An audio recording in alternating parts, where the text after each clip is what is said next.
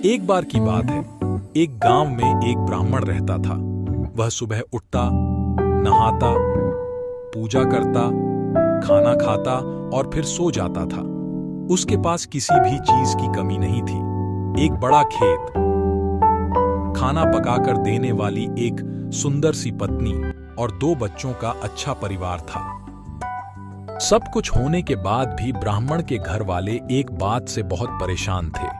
वो बात यह थी कि ब्राह्मण बहुत आलसी था। वो कोई भी काम खुद नहीं करता था और दिन भर सोता रहता था। एक दिन बच्चों का शोर सुनकर ब्राह्मण जाग गया और उसने देखा कि उसके दरवाजे पर एक साधु महाराज आए हैं। ब्राह्मण और उसकी पत्नी ने साधु महाराज का स्वागत किया और उन्हें भोजन कराया। भोजन के बाद ब्राह्मण ने साधु की खूब सेवा की। साधु महाराज उनकी सेवा से बहुत प्रसन्न हुए और उन्हें वरदान मांगने को कहा। ब्राह्मण ने वरदान मांगा कि मुझे कोई भी काम न करना पड़े और मेरी जगह कोई और मेरा काम कर दे। तब साधु उसे वरदान में एक जिन्न देते हैं और साथ में यह भी कहते हैं कि जिन्न को हमेशा व्यस्त रखना। अगर उसे काम नहीं दिया तो वो तुम्हें खा जाएगा। वरदान पाकर ब्राह्मण मन ही मन बहुत खुश हुआ और साधु को आदर के साथ विदा किया। साधु के जाते ही वहां एक जिन्न प्रकट हुआ।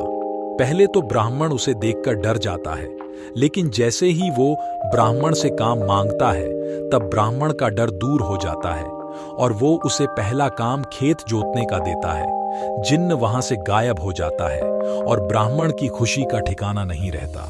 कुछ ही देर में जिन्न फिर आ जाता है और बोलता है कि खेत जोत दिया, दूसरा काम दीजिए। ब्राह्मण सोचता है कि इतना बड़ा खेत इसने इतनी जल्दी कैसे जोत दिया।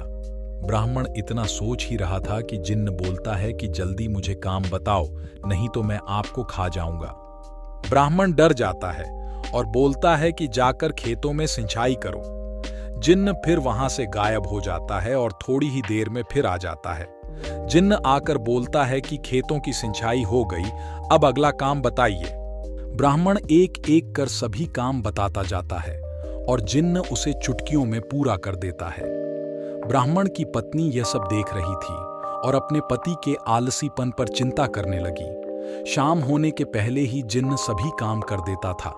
सब काम करने के बाद जिन्न ब्राह्मण के पास आ जाता और बोलता कि अगला काम बताइए, नहीं तो मैं आपको खा जाऊंगा। अब ब्राह्मण के पास कोई भी काम नहीं बचा जो उसे करने के लिए कह सके। उसे चिंता होने लगी है और वह बहुत डर जाता है।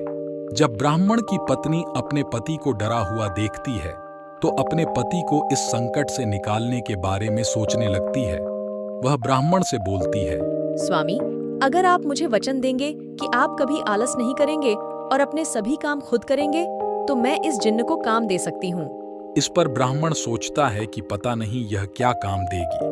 अपनी जान बचाने के लिए ब्राह्मण अपनी पत्नी को वचन दे देता है। इसके बाद ब्राह्मण की पत्नी जिन्न से बोलती है, जाओ और मैं ना कहूँ तब तक ऊपर से नीचे आते जाते रहो। जिन्न बोलता है कि अभी यह काम कर देता हूँ। यह बोलकर वह वहां से चला जाता है। लाख कोशिश के बाद वह हार मान लेता है। हार कर जिन्न ब्राह्मण के यहाँ से चला जाता है। उस दिन के बाद से ब्राह्मण अपने आलस को छोड़कर सभी काम करने लगता है और उसका परिवार खुशी खुशी रहने लगता है।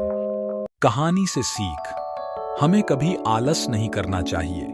आलस करने से हम मुसीबत में फंस सकते हैं। इसलिए हमें आलस छोड़कर अपना काम खुद ही करना चाहिए।